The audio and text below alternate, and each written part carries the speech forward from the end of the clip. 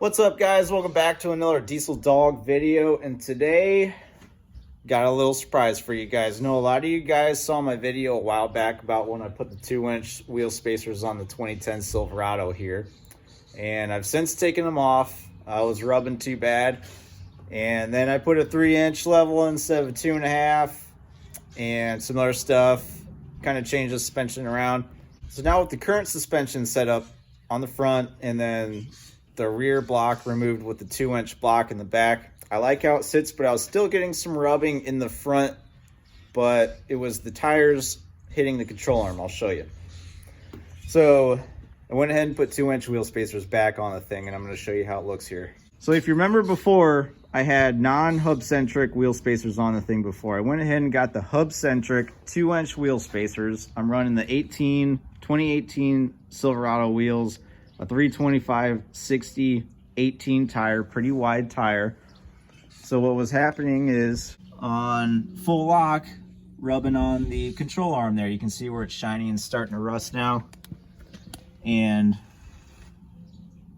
hard to see, but same thing on the back. So what I decided to do was retest the 2-inch wheel spacers on this thing, because I'm now 3-inch level in the front, a little higher.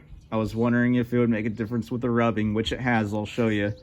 And then basically 1 inch over stock in the rear. Pretty nice leveled look on this thing. I like it. A little bit rougher riding in the front. We did correct a little bit of that with the Rough Country upper control arms. That makes a huge difference. And then I got the Dirt King alignment cams in there. But the thing looks just so much better with these 2-inch wheel spacers on this setup here.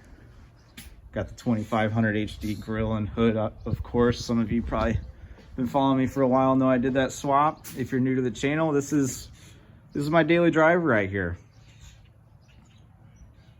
Go ahead and get a look from the back here. I like that poke.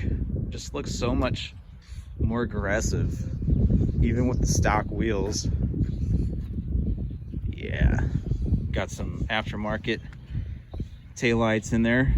Some of you guys remember that. Third brake light, got some lighting upgrades. Things just looking awesome. We got the last fit headlights in there, of course. Just a killer looking daily driver. So with the 3-inch level in front, I'm a little bit higher, but I am still rubbing on the fender well here. You can see it's kind of popped that clip out of there, and kind of, if I did some trimming here, I could probably get rid of that. It's a lot better than it was before. Even with the 2.5-inch level, I was rubbing really bad. Right now, I'm only rubbing really at full lock on that fender, and as far as daily driving, it's really not that bad. I could deal with it without even trimming and be all right, I think. Other side, same deal. You can see where I'm hitting right there. Hitting just a hair in the front there. Not too bad. I could trim this up and probably get rid of that. This side doesn't look like it's rubbing at all. So really, do some plastic trimming on the other side. You can probably get rid of that rubbing. Now, if you're running like a 285, 65, 18, or like a 285-ish tire, if you got 20-inch rims or whatever, you probably wouldn't have much rubbing. If you had a 33, 1250, probably still going to run into a little bit of rubbing there. But, you know, choose your poison. Rub on the control arm or rub on the fender.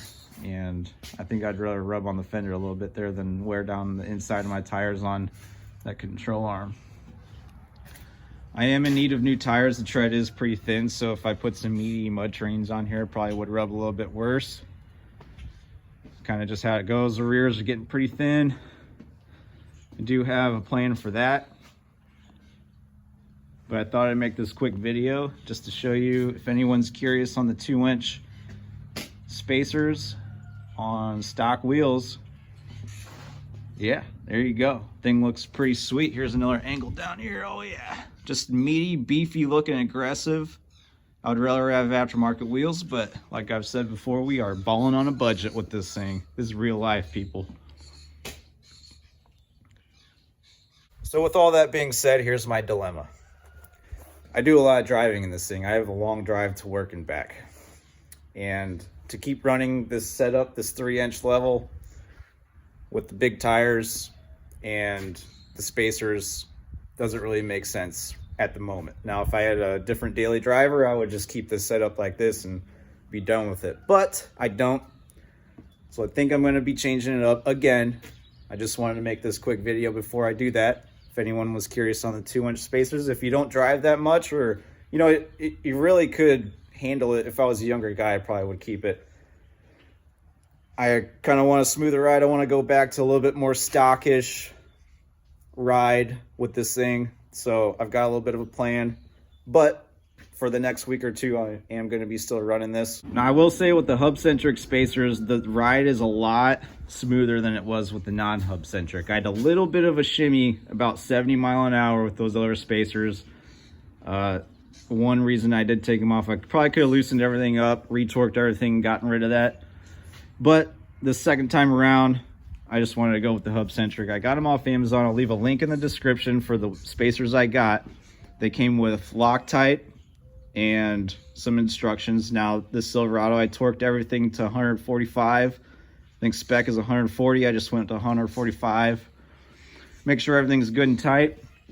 They recommend after some driving to take everything back off, like take your wheels off, retorque your spacers, and then retorque your wheels. I would recommend doing that because, I mean, you got a lot of room for error there with just putting spacers in between your wheel and your hub where you're supposed to be riding. But do things right, shouldn't have to worry about anything.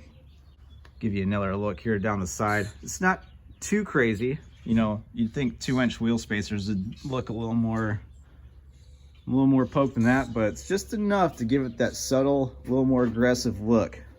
Like I said, I dig it.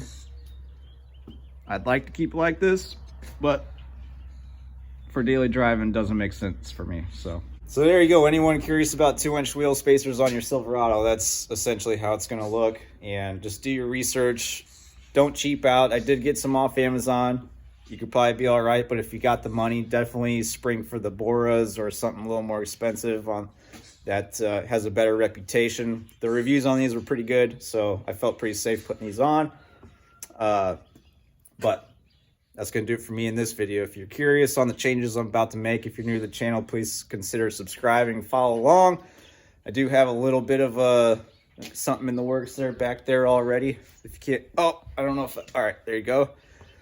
So, and then I got something else for the front as far as suspension goes. So I have to follow along to see what I do there. So that's going to do it for me. I'm going to enjoy this beautiful Southern Illinois 40-degree weather because it was 30 degrees yesterday, actually 27 most of the day. So I'll see you guys in the next video.